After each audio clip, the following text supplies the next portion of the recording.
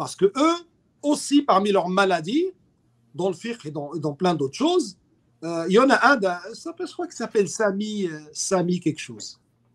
C'est un nouveau qui est un peu à la mode en ce moment chez eux. Oui, j'ai vu, je connais pas, mais j'ai vu deux, trois vidéos. S'entend insulter les Ash'aira et la seule chose de bien sur son CV, c'est qu'il a étudié chez l'Azhar. Et c'est ce qu'il met en avant. Regarde, la contradiction, c'est presque de la schizophrénie. La seule chose de bien qu'il y a dans ton CV, c'est que tu as étudié chez les Ash'aira. Et tu le sais tellement que c'est la chose que tu mets en avant. Mais à part ça, tu passes ton temps à les insulter et à rabaisser et tout ce qui va avec. Tu comprends ce que je veux dire? Et donc, celui-là, il est en train de citer une mas'ala de fiqh et il dit, les Malikites ont dit, les Shafi'ites ont dit, les Hanabila ils ont dit, les Hanafites ils ont dit. Mais l'avis le plus juste, c'est ce qu'a dit Ibn al-Uthaymin, rahimahullah. Ah, d'accord. Donc les Hanafis disent, quand on dit les Hanafis disent, on est en train de dire les centaines de milliers de savants ont dit, dont certains sont des tabi'in. Les Malikites ils disent, c'est pareil. Les Hanbalites ils disent, et voilà. Et à la fin, qui a raison? Non, c'est Ibn Uthaymin qui a raison. Contre, même pas un avis d'une école, contre 4 écoles. Qu'est-ce que c'est que ça? Ils ont une manière d'aborder le fiqh, une manière d'aborder la aqidah, une manière tous les sujets, et ça donne ce minhaj mouchawwah complètement déformé, qui porte le nom des salaf et de la salafiyya, mais qui en vérité est étroitement lié à notre siècle et à ces 20 dernières années. Il y a des salafis, des madkhali qui ont compris qu'ils ont fait n'importe quoi. Et ils ont compris que leur da'wa a affaibli la da'wa salafiyya. Et qui ont compris que leur da'wa n'a aucun sens. Et qui ont compris que le monstre Maghraoui d'il y a 20 ans, c'était juste le Mohammed Ben Hadi de maintenant. C'est-à-dire un ancien savant de chez vous qui du jour au lendemain, ça devient le pire des Mubtadi'in. Mais malheureusement, ils n'auront jamais le courage de venir dire « J'étais sur ce chemin-là, j'y suis plus ». Et ça me rappelle le débat qu'il y a eu entre Ibn Abbas radiallahu anhu et le Khawarij. Et on voit que les Khawarij sont en vérité un prototype du madkhalisme, pas dans tout, mais dans ce domaine-là. Pourquoi? Parce que les Khawarij, comme les madkhalistes, avaient décidé que les savants, ce sont ce que eux ils ont choisi, ceux que eux ont choisi. C'est-à-dire pour les Khawarij, Ali, c'est pas un savant, radiallahu anhu. Ibn Abbas, c'est pas un savant, radiallahu anhu. Ibn Mas'ud, c'est pas un savant. Tout cela, c'est pas des savants. C'est qui les savants? Nafi' ibn al-Azraq, Imran ibn Hattan et les têtes des Khawarij. Et quand Ibn Abbas a été envoyé par Ali radiallahu anhu pour débattre avec eux, la première des choses qu'ils lui diront, pourquoi tu es habillé comme ça? Alors qu'ils savent très bien qu'Ibn Abbas il n'est pas venu pour parler de ses habits. Ibn Abbas il vient vous parler de Aqidah, de toute cette fitna et comment essayer de rapprocher un peu les visions et au moins éviter les fusions de sang. Eux ils étaient là, regarde comment tu es habillé. Exactement comme les madkhalistes. Ils ont quelque chose avec quelqu'un, regardez il est sur un bateau, regardez, il a plongé, regardez, il a fait ça, regardez. C'est tout le temps la même chose. Il a frappé un tel, il a dit un tel, il a divorcé sa femme, c'est tout le temps comme ça. Au lieu de parler de la science ou des questions scientifiques, ils vont tout le temps partir sur les périphéries à parler de ce genre de choses. Voilà. Les madkhalistes n'ont pas arrêté. En fait, tu as 2 groupes. Allez, on va dire que tu as 4000 personnes. Et puis les 4000 se divisent en 2. Tu as 2000 et 2000. Les 2000 quiétistes, grâce au madkhalisme, tous les ans, on en enlève 300, 400. Tous les ans, ou tous les 2 ans, il leur faut une nouvelle fitna. On choisit un individu avec qui on n'est pas d'accord, on lui tombe dessus, on met la fitna à son nom. Si tu as remarqué, ils appellent ça la fitna de Maghraoui. Non, c'est votre fitna à vous. C'est pas lui qui l'a déclenché, c'est vous qui l'avez déclenché. La fitna d'Aboul Hassan, non, c'est votre fitna à vous, celle-là aussi. C'est vous qui l'avez. La fitna de Ali Hassan, c'est votre fitna à vous. Et quand tu commences à calculer la fitna de Falah, la fitna d'Aboul Hassan, la fitna de Ali Hassan, la fitna de Mahmoud al-Haddad, la fitna de... On les compte même plus. La fitna de Al-Hajouri, la fitna de Rouhaili, la refitna de Rouhaili, la fitna de Mohamed Ben Hadi, la fitna de Maghraoui, la fitna, et à chaque fois, il rejette un groupe. La fitna d'Abd Malik Ramadani, la fitna de... La même alors que si tu dis la fitna de Rabi al-Madkhali, tu as réglé le problème à la base. Problème. La fitna, il vient du même salon. Wallah. Elle vient de l'entourage Rabi, point à la ligne. C'est eux le moteur de la fitna, c'est eux. Les seuls acteurs qu'on retrouve dans toutes ces fitnas, c'est eux. Et si on avait pu compter sur certains chouyours de qui on pense du bien, des gens de science qui sont la sagesse, etc., Rabi al-Madkhali, jamais de la vie aurait été pris comme un... Tu vois ces petites paroles, par exemple, Cheikh Al-Albani, rahimahullah, l'étendard, le porte-étendard. Ça, c'est une parole, elle peut paraître anodine sur le coup, mais elle a fait énormément de mal parce que c'est porte-étendard de quand, de pourquoi, d'à quel moment, jusque quand. Eux, c'est indéfini, tu vois. Et en vérité, pour être juste avec Cheikh Al-Albani, rahimahullah, il a redit d'autres choses qui corrigent largement cette parole, mais ils ne veulent pas. Nul n'est plus sourd que celui qui ne veut entendre. Combien de fois, mais ils ne veulent pas entendre. Ils ne veulent pas. En fait, c'est une barrière psychologique. Et ça, c'est le propre des sectes. C'est qu'au bout d'un moment, tu as quelque chose qui fait que tu vas arriver à un haut niveau, tu vas être obligé d'admettre qu'un tel, il n'a pas de science. J'ai dit avec eux une chose. Souvent, quand on dit nous, comme ça qu'on parle, on dit les ulama, nous, on se comprend. Mais eux vont aller dire aux gens, regardez, ils nous reprochent de suivre les ulama. Non. Non, mais non. On vous reproche d'abord au premier étage, première erreur, premier pas dans l'égarement, c'est le concept même de ulama. Parce que pour vous, l'imam Malik et tout ça, c'est pas eux les ulama. Les ulama, c'est un tel et un tel et un tel et un tel. Et dans ce lot-là, il y en a, c'est même pas des ulama. Donc, ce qu'on vous reproche, la première erreur que vous avez fait, c'est que vous êtes venu vous êtes venu en France et vous avez décidé que les médecins, les chirurgiens, c'est un tel et un tel et un tel. Et parmi ce lot-là, il n'y a pas un seul chirurgien. Et les seuls médecins qu'il y a dedans, ce n'est même pas des chirurgiens. Et voilà. Et les autres, c'est des infirmiers, au meilleur des cas. Ou des vétérinaires. Voilà. Sans parler de l'éducation qu'ils avaient pour ceux qui sont qu'on peut appeler Tullab Ilm. Qu'est-ce qu'ils leur disaient, leur chouyour? C'est le discours connu de leur chouyour. Dans la langue arabe, n'approfondissez pas trop. Il y a même les Mu'tazila, ils sont forts dans la langue arabe et kada. Al-Ajrumiya, ça suffit. Ah bon?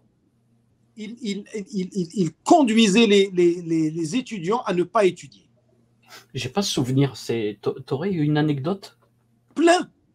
Parce que ça. Tu leur dis usul fiqh. Usul fiqh, tu étudies le waraqat. Et usul fiqh, c'est beaucoup d'ilm al-kalam. Et les usuliyoun, la majorité, c'est des égarés. Tu fais les waraqat et après, tu lis les livres d'Ibn Taymiyyah et Ibn al-Qayyim. Tu ne peux pas passer de l'Waraqat et Ibn al-Qayyim. C'est passer de ceinture blanche à ceinture noire, 5e dan. Ouais, j'avoue. Ouais. Mais ils arrivaient. Regarde, dans le Coran, tu en connais beaucoup, toi, des madkhalis qui mémorisent le Coran? Qu'est-ce qu'ils leur disent? Aucun. Tous ceux que j'ai connus, aucun. Qu'est-ce qu'ils leur disent? Les ikhwan, ils apprennent le Coran. Il y a même des chiites qui apprennent le Coran. La langue arabe, ça ne sert à rien. Usul fiqh, ça ne sert à rien. Mémoriser le Coran, ça ne sert à rien. Le fiqh des madahib, il ne sert à rien. Akhlas. Quelle religion tu veux comprendre? Quelle science tu veux acquérir? Quand l'arabe ne sert à rien, usul fiqh ne sert à rien, le fiqh des madahib ne sert à rien, le Coran ne sert à rien. Akhlas. Tu vas étudier quoi? Al-Jarh wa al-Ta'dil. Et c'est pour ça que dans leurs assises et leurs doros, ça tourne tout le temps à ça. Il faut avoir un bagage. Mais comme on ne l'a pas, qu'est-ce qu'on fait? Khlas, Arba'in Nawawiya, de Cheikh, explication de Cheikh Ibn al-Uthaymin, premier hadith, voilà, l'intention, et kada. Mais au bout d'un moment, la batterie, elle va le lâcher parce qu'elle n'est pas trop chargée. Et puis, il va trouver une tournure. Voilà, et c'est pour ça les groupes d'égarés, ils ont des mauvaises intentions. Ça, c'est le charh de Innamal A'mal Binniyat. Tu te retrouves à Qardawi, Ikoussen, et Kada, ils l'ont expulsé, ils vont l'expulser, et voilà. Rabi' al-Madkhali, il a attesté qu'il ne mémorisait pas le Coran. Il a attesté qu'il ne mémorisait même pas la Sunna, qu'il avait lu une fois Sahih al-Bukhari, et que comme il était âgé, qu'il avait des occupations, la famille, etc., il n'avait pas pu. Il demandait à ses étudiants, et tout ça, il y a des preuves dessus, c'est écrit en audio. Il demande à ses étudiants d'être compatissants avec, imagine-toi un cheikh, un alim, même pas un alim, tu vois, juste un imam de mosquée, qui dit à ses fidèles, soyez compatissants envers moi parce que j'ai pas une bonne mémoire, j'ai pas appris beaucoup. Donc quand je vous dis un hadith du prophète, il ne faut pas trop m'éprouver dessus. Ça veut dire si je fais des erreurs dessus. Comment un alim peut dire des choses comme ça, tu vois? Quand tu regardes qui sont les prêcheurs madralistes maintenant, avant au moins ils avaient une débat, ils avaient une discipline militaire. Tu n'as pas de tezkiya, tu ne parles pas, et kada et kada. Mais petit à petit, ils se sont bricolés à force de se bricoler un minage. Ils en sont arrivés à ce qu'ils te disent non, Ibn al-Uthaymin, il a dit que si tu assistes à un cours de Abu Layth l'Arménie, c'est qu'Abu Layth l'Arménie, c'est ton cheikh, et donc tu peux toi aussi enseigner. Eh ben, khlas. Abu Layth, l'Arménie. Voilà. C'est même pas si tu assistes à un cours de Ibn al-Uthaymin. Non. Ibn al-Uthaymin, il dit que si tu assistes à un cours de quelqu'un, tu peux te dire que tu es son élève. Donc, si moi j'assiste à un cours de Chalabi, je peux me dire que je suis un élève de Chalabi. Et donc, vu que pour moi, Chalabi, c'est déjà quelque chose, donc moi, je suis l'élève de cette chose. Et donc, j'ai le droit, moi aussi, d'enseigner. Ils sont rentrés dans un système, et là, on le voit. On le voit, leurs prêcheurs, c'est un niveau... Mais les tablirs sont largement au-dessus d'eux dans le niveau d'études islamiques maintenant. Donne la définition, c'est tout. Et la petite liste d'égarés, et la liste d'égarés dans laquelle il faut mettre Rachid El-Jay et Boussenna et moi et Reda Boutemia juste à côté de Chelgoumi. En fait, ça m'a toujours étonné. Des fois, je voyais des listes. Ils mettaient Cheikh Al-Tarifi, Hafizahullah, avec des gens. Hein? Oui, ça c'est... Avec Tariq Ramadan, avec... Ouais, frère. Et il y a les gens qui ne veulent pas réfléchir et qui sont coincés sur la mise en garde, les Sa'afiqa, les Mousafiqa, Rachid El-Jay, Boussenna, c'est une cassette qui tourne. Et tu la vois comment là? Qui peut éclater d'un jour ou l'autre et ils sont là. Boussenna, Rachid El-Jay, les Hizbiyoun, Saïd Qutb, Saïd Qutb. Oh. Michael, imagine-toi une ville contre une personne. Ça va être compliqué pour la personne. Ils allaient voir même les dealers leur dire quand vous voyez un tel passer, ne lui dites pas salam alaikum. Ils allaient voir les gens et leur disaient n'allez pas dans son magasin. Ils ont fait un boycott de mon magasin. Subhanallah. Il s'est arrêté à la pizzeria pour acheter une pizza. Le mec, il lui a même pas répondu. Le pizzaïolo. Il lui a reparlé. En fait, ils lui ont montré que le din, c'est ça. Il ne faut pas lui parler parce que lui, c'est un mubtadi et kadek. Sans parler des dénigrements du qadf, des dénigrements des épouses, des frères, sans parler des frères qui sont fait divorcer, sans parler ça, on ne parle même pas. Mais les fausses accusations et tout ça. La Rida, les frères, il y a une comme ça, et je me rappelle d'un frère converti à Tourcoing. Il venait à la mosquée. Il était même parti faire l'Umrah ou le Hajj. Les frères, on l'avait vu. Moi, je me souviens plus, mais je sais que les frères l'ont vu en photo, en vidéo, comme ça, devant le Kaaba, les mains levées.